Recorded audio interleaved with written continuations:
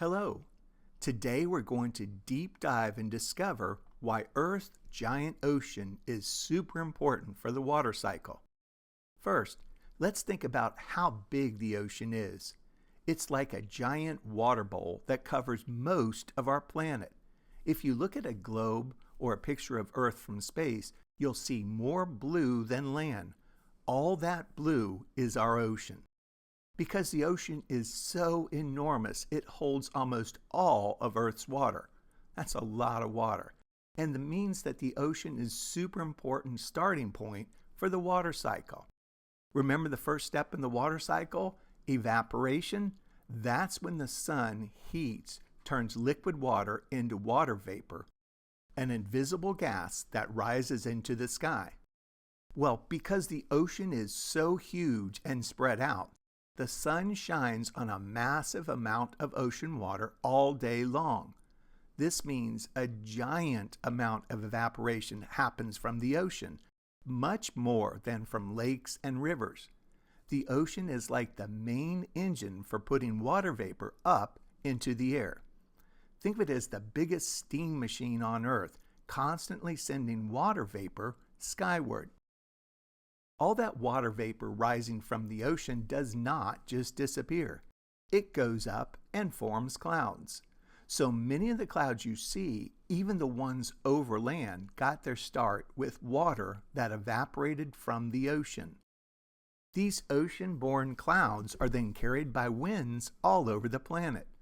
When the conditions are right, these clouds release their water as precipitation, rain, snow, sleet, or hail.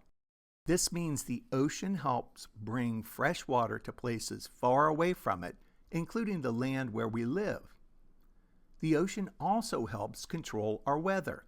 Warm ocean water gives energy to big storms, and ocean currents move warm and cold water around the world, which affects the temperature and weather in different places.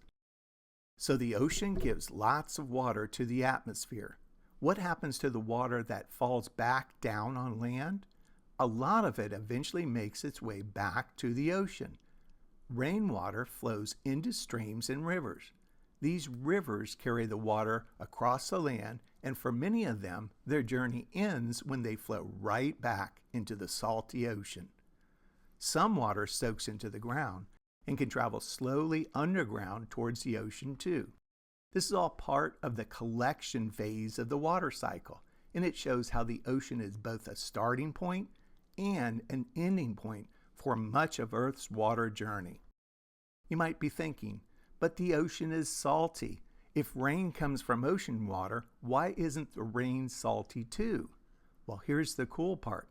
When the sun's heat causes water to evaporate from the ocean, only pure water turns into water vapor. The salt and other minerals get left behind in the ocean. So the water vapor that rises and forms clouds is fresh water. This is super important. It means that though most of Earth's water is salty ocean water, the water cycle, with the ocean as its main engine, naturally cleans and desalinates the water, providing us with the fresh water that all plants, animals, and people need to drink and live. So the ocean is the true hero in the water cycle. Remember, it's Earth's biggest water storage. It's the main source of evaporation, putting huge amounts of water vapor into the air. This water vapor forms clouds that bring fresh rain to land, and much of the water eventually flows back to the ocean to start the cycle again. The ocean is essential for the water cycle and for life on Earth. That's why it's so important to keep our oceans clean and healthy. Thank you for watching.